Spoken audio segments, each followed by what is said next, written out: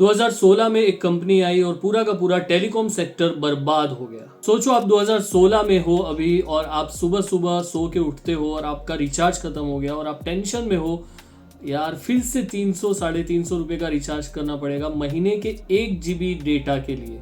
लेकिन उसी मोमेंट आपको एक नोटिफिकेशन आता है, कॉन्ग्रेचुलेशंस, आपको फ्री इंटरनेट और अनलिमिटेड वॉइस कॉल फ्री दिया जाता है। और ये ऑफर सिर्फ आपके लिए नहीं है, पूरे देश को दिया जाता है, पूरे इंडिया को दिया जाता है। और आपको लगेगा शॉक अगर आप 2016 में इस वक्त अपने आप को विजुअलाइज कर पा रहे हो तो कहीं ये कोई स्कैम तो नहीं है। लेकिन ये कोई स्कैम नहीं था और लोगों को ऐसा लग रहा था कि ये अगर सच में सही है तो फ्री दे के वो कंपनी पूरी की पूरी तरीके से लॉस में जाएगी नोइंगली। लेकिन कोई भी बिजनेस अपने आप को इस तरीके से बर्बाद क्यों करेगा? क्योंकि वो पूरी तरीके से पूरा का पूरा गेम ही चेंज करना चाहता था। सो आज की कहानी है एक ऐसे बिजनेस मूव की जिसने पूरा का पूरा इंडस्ट्री ही हिला के रख दिया और कॉम्पिटिटर कंपनीज को तोड़ के रख दिया, उनको बर्बाद करके रख दिया। कुछ तो बैंकरप्ट हो गए और कुछ तो बंद ही हो गए। और ये सारी चीजें करके वो इंसान पावरफुल तो ऑलरेडी थे ही, लेकिन और ज्यादा पावरफुल हो गए और वो थे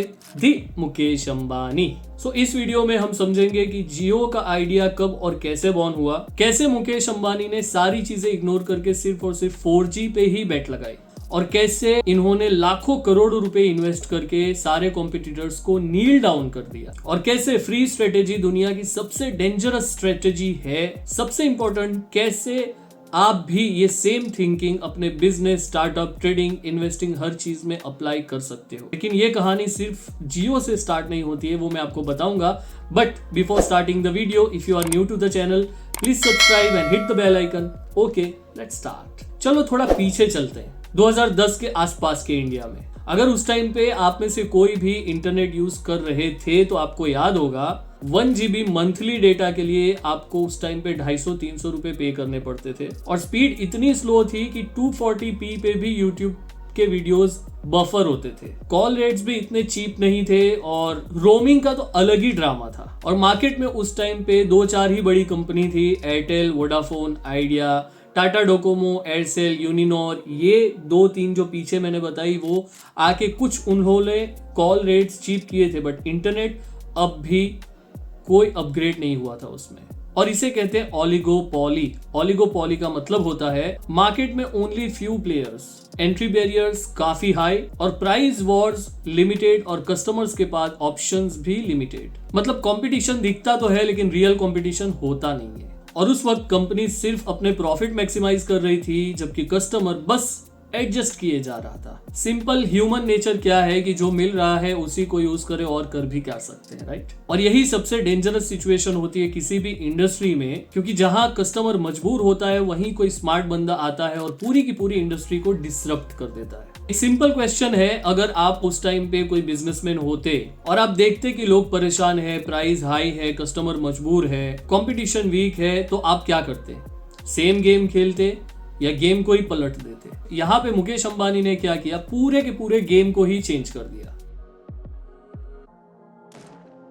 2007 के टाइम पे इंडिया में मोबाइल रिवॉल्यूशन स्टार्ट हो रहा था। सबके हाथ में मोबाइल्स आने लगे थे लेकिन इंटरनेट अभी भी दूर था। और उस टाइम पे यूएस में ऑलरेडी आईफोन लॉन्च हो चुका था, एप्स का बूम भी स्टार्ट हो चुका था, फेसबुक, यूट्यूब भी धीरे धीरे करके ग्रो होने लगे थे। लेकिन इंडिया में अभी भी एसएमएस और मिस्ड कॉल ही चल रहा था। लेकिन मुकेश अंबानी ये नहीं देख रहे थे कि आज क्या हो रहा है, वो ये देख रहे थे कि कल क्या होने वाला है। उनको ये बहुत अच्छे से पता था कि वॉइस का जमाना खत्म होने वाला है और लोग वीडियो कॉल पे ही शिफ्ट करेंगे, क्योंकि उस टाइम पे वेस्ट में ऑलरेडी इंटरनेट बूम आ चुका था। और यही वो मोमेंट था जब जियो का सीड प्लांट हुआ, जब जियो का बीज बोया गया।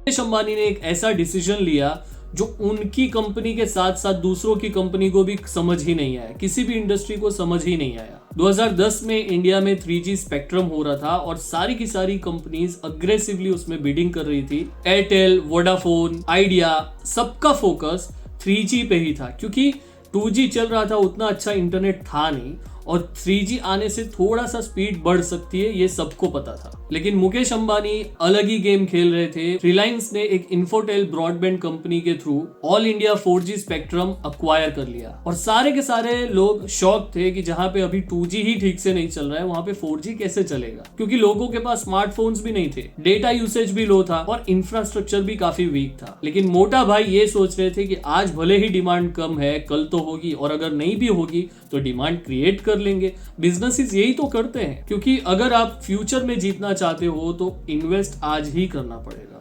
अगर कल अच्छा बनाना चाह रहे हो तो आज को अच्छा बनाना जरूरी है, क्योंकि एवरेज लोग करंट में compete करते हैं, लेकिन विजनरी लोग, स्मार्ट लोग फ्यूचर डोमिनेट करते हैं। और फिर 2010 से 2016 6 साल कोई लॉन्च नहीं, कोई नॉइज नहीं, कोई हाइप नहीं, सिर्फ काम करते गए। जियो ने उन 6 सालों में टावर्स नेटवर्क्स बिल्ड किए, फाइबर ऑप्टिक बैकबोन को मजबूत किया, डेटा इंफ्रास्ट्रक्चर बिल्ड किया और टेक्नोलॉजी स्टेक किया। और इन्वेस्टमेंट 1.5 लाख करोड़ से ज्यादा। एक आदमी ने 6 साल तक 1.5 लाख करोड़ से ज्यादा इन्वेस्ट किया और कुछ किया भी नहीं, कोई रेवेन्यू, कोई प्रॉफिट, कुछ भी नहीं। 1.5 लाख करोड़ मायने रखता है। लेकिन अंबानी जानते थे कि लॉन्च के बाद मिस्टेक का कोई चांस नहीं है और इसीलिए सब कुछ परफेक्ट होना चाहिए।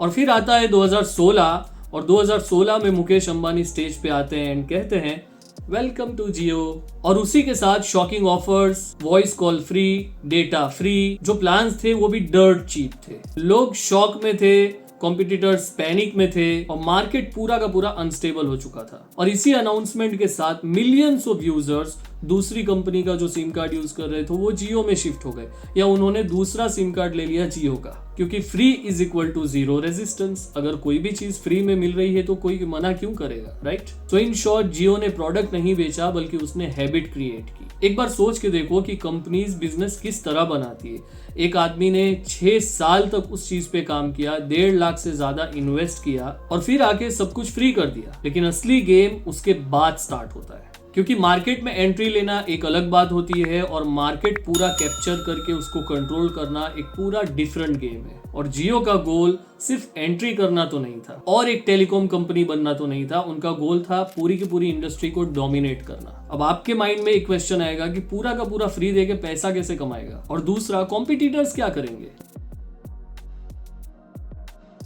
जियो लॉन्च के बाद जैसे ही मार्केट में पैनिक स्टार्ट हुआ, एयरटेल ने प्राइस कट किए, वोडाफोन ने नए ऑफर्स दिए, आइडिया सर्वाइवल मोड में चला गया, लेकिन फिर भी कस्टमर्स जियो पे शिफ्ट होना बंद ही नहीं हुए। उस टाइम पे सारी कंपनीज एक ही चीज ट्राई कर रही थी, वो था कस्टमर्स को लूज होने से बचाओ। लेकिन प्रॉब्लम ये थी कि जियो तो प्रॉफिट के लिए खेल ही नहीं रहा था। ये तो वो वाली बात हो गई कि जो खोने के लिए लड़ता ही नहीं है उससे आप जीतोगे कैसे, वो तो कुछ खोएगा ही नहीं। जियो का मॉडल सिंपल था, मैं लॉस ले लूंगा लेकिन तुम्हें सरवाइव नहीं करने दूंगा बेटा।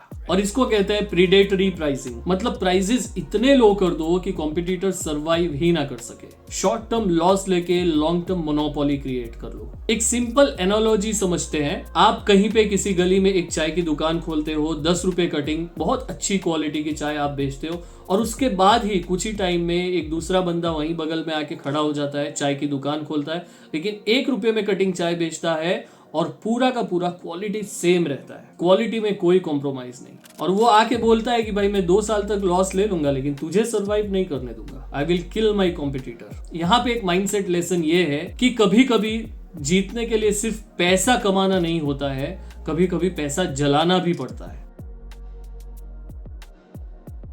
जियो के पास ऐसा क्या था? रिलायंस का अनलिमिटेड फंडिंग पावर था। लेकिन उन्हीं सालों में एक कॉन्स्पिरेसी थ्योरी भी सरफेस कर रही थी कि मुकेश अंबानी ने अपना सारा का सारा ब्लैक मनी जियो में डाल के सब कुछ फ्री करके कस्टमर अक्वायर कर लिया। 2016 सितंबर में ये सारी चीजें हुई और ये सारी चीजें जब हो गई उसके बाद नवंबर 2016 में, मतलब 2-3 महीने बाद ही मोदी ने आके डीमोनेटाइजेशन अनाउंस किया। मतलब इलेक्शन में जो भी फंडिंग मिली थी उसका उधार चुकाने के लिए डीमोनेटाइजेशन कर दिया। सिर्फ एक आदमी का उधार चुकाने के लिए पूरे के पूरे देश को लाइन में खड़ा कर दिया।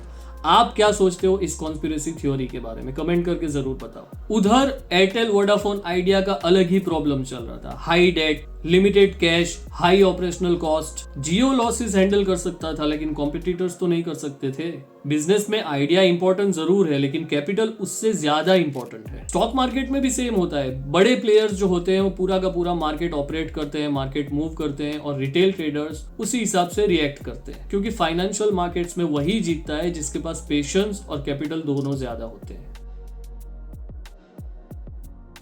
जियो के आने के बाद एक एक करके सारी कंपनीज गिरने लगी। कुछ कंपनीज तो बंद भी हो गई और वोडाफोन आइडिया को मर्ज होना पड़ा। और मर्ज होने के बाद भी उनका डेट हाई था, रेवेन्यू लो था और मार्केट शेयर गिरता गया, क्योंकि weak balance sheet is equal to guaranteed collapse, right. यहाँ पे मैं आपको एक क्वेश्चन पूछना चाहता हूँ कि आप किस तरीके का बिजनेस करना चाहोगे अगर आपको मौका मिला। Fast growth with high debt या स्लो ग्रोथ विथ स्ट्रेंथ। अब ये सारी चीजों में सब लोग कोलैप्स नहीं हुए। एक एयरटेल था जिसने अच्छा खासा फाइट किया।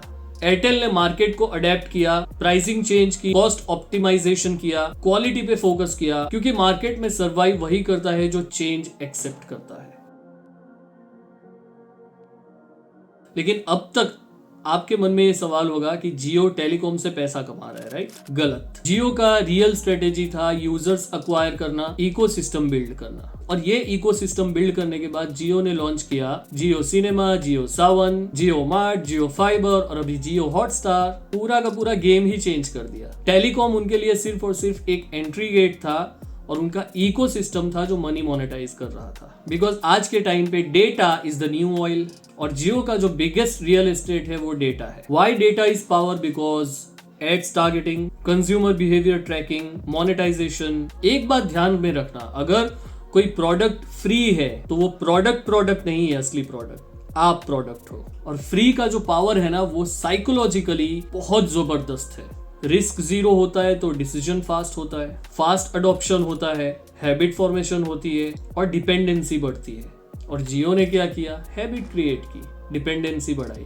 चलो एक क्वेश्चन है, जियो का ज्यादा से ज्यादा जो रेवेन्यू है वो कहां से आता है? ज्यादातर लोग बोलेंगे कि रिचार्ज प्लान से, बट द ट्रूथ इज जियो सिर्फ एक टेलीकॉम कंपनी नहीं है, वो डेटा कंपनी है। और जियो का मॉडल 4 लेयर में काम करता है। Layer 1 user acquisition, entry gate. इसमें जियो ने हमें फ्री डेटा, फ्री कॉलिंग दिया, result hundreds of million users मिले। फिर हैबिट क्रिएट किया जिससे डेली यूसेज बढ़ा, व्हाट्सएप, यूट्यूब, ओटीटी, ब्राउजिंग। फिर उसके थ्रू डेटा कलेक्ट किया और उसमें डेटा कलेक्शन में हर यूजर ट्रैक होता है और इस तरीके से फिर स्टार्ट होता है मोनेटाइजेशन। एड्स के थ्रू, ई कॉमर्स के थ्रू, पार्टनरशिप्स के थ्रू, डिजिटल सर्विसेज के थ्रू। इन शॉर्ट जियो ने सिर्फ सिम नहीं बेचा, उसने अटेंशन कैप्चर किया। और आज के टाइम पे सबसे ज्यादा वैल्यूएबल जो चीज है वो है attention. Why attention matters? Because जितना ज्यादा टाइम यूजर इकोसिस्टम पे स्पेंड करेगा उतना ज्यादा उनका पैसा बनेगा। जियो की स्ट्रेटेजी है चीप डेटा, ज्यादा यूसेज,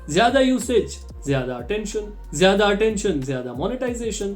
अगर आप एक इन्वेस्टर या ट्रेडर हो तो ये आपके लिए बहुत इंपॉर्टेंट है, क्योंकि जब जियो लॉन्च हुआ था तो स्टॉक मार्केट में टेलीकॉम स्टॉक्स क्रैश हुए थे और उस टाइम पे स्मार्ट इन्वेस्टर्स ने फ्यूचर विनर्स आइडेंटिफाई किए थे। जियो ने आके पूरा का पूरा मार्केट मूव किया और कॉम्पिटिटर्स रिएक्ट करते रह गए। और जिसके पास पैसा ज्यादा होता है वो प्राइस भी कंट्रोल करता है। आप सोच के देखो, मुकेश अंबानी ने 6 साल वेट किया, पूरी की पूरी तैयारी की और उसके बाद फिर अटैक किया। और स्टॉक मार्केट में भी ऐसा ही होता है। स्टॉक मार्केट में भी जियो जैसे प्लेयर्स होते हैं। जियो ने डिपेंडेंसी क्रिएट करके cheap data, high usage, daily habit create की। उसकी वजह से यूजर एग्जिट ही नहीं करता, because habit is stronger than price. लोग कहते हैं कि जियो ने टेलीकॉम इंडस्ट्री डिसरप्ट किया, लेकिन सच ये है कि जियो ने इंडिया का डिजिटल फ्यूचर ही पूरा का पूरा कैप्चर कर लिया, पूरा का पूरा चेंज कर दिया। डेटा कंट्रोल करके, यूजर कंट्रोल करके, अटेंशन कंट्रोल करके और ये सारी चीजें करके मनी तो ऑटोमेटिकली कंट्रोल हो जाता है। सो आई होप कि आपको ये वीडियो अच्छी लगी होगी। तो कमेंट में मुझे बताओ कि मुकेश अंबानी का कौन सा मूव आपको सबसे ज्यादा इंस्पायरिंग लगा, सबसे ज्यादा पावरफुल लगा। और अगर आप बिजनेस समझना चाहते हो, trading, investing, personal finance, wealth creation, money mindset अगर आप समझना चाहते हो तो ये चैनल बेस्ट प्लेस है आपके लिए। इस चैनल को सब्सक्राइब करके बेल आइकन प्रेस कर दीजिए और ये वीडियो अच्छी लगी हो तो वीडियो को लाइक करके, कमेंट करके हमें बता दीजिए, क्योंकि रिच लोग सिर्फ पैसे नहीं बनाते, वो सिस्टम बनाते हैं। सो मिलते हैं नेक्स्ट वीडियो में। Till then, your choice, your decision.